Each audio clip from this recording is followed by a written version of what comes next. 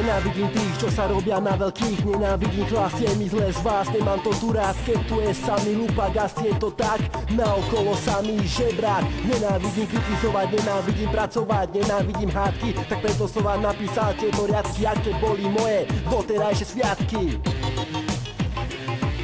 Nenávidím šlapky, ktoré sa hrajú na moje kamarátky a piatky sú pre nich sviatky a samé odpadky.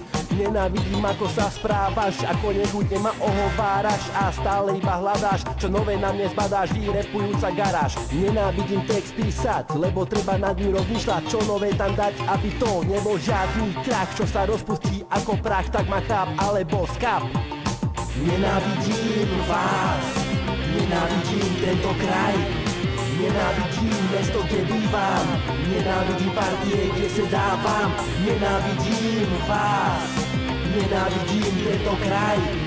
Nenávidím mesto, kde bývam, nenávidím partie, kde se dávam.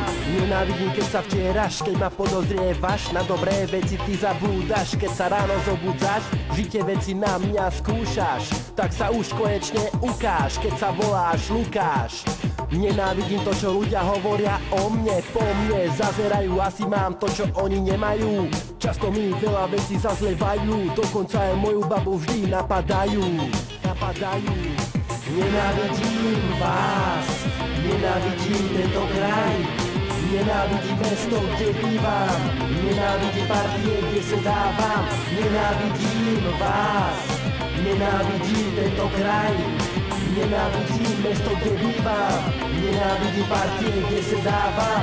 Počúvaj ma sem, toto nie je žiadny sen a ja povedať ti chcem, čo tiež nenávidieť viem. Ty nenávidíš tých, čo sa hrajú na veľkých a môj názor osobný si presne jak oni. Nenávidíš kritizovať, chlapče, a čo robíš teraz? Iba druhých podozrievaš a do pečka ich posielaš. Huba moja veľká je a hádky miluje a takých ako ty hravo podtupuje. Chyť do ruky maj a skús niečo riadne dať. Skús sa so svojimi perami iba trochu viacej hrať, veď nerobíš to prvý ani posledný krát. Tak ukáž, čo v sebe máš, keď sa za repera pokladáš. Hovorím, čo viem, alebo si myslím, je to lepšie ako sedieť s úsmevom kyslým. Nasekám tvoje srdce na malé časti, neobstal si brácho v mojom slnom daždi. Zatratený si aj tvoja duša navždy, už navždy. Máňa, vieš, kde je tvoj celý názor.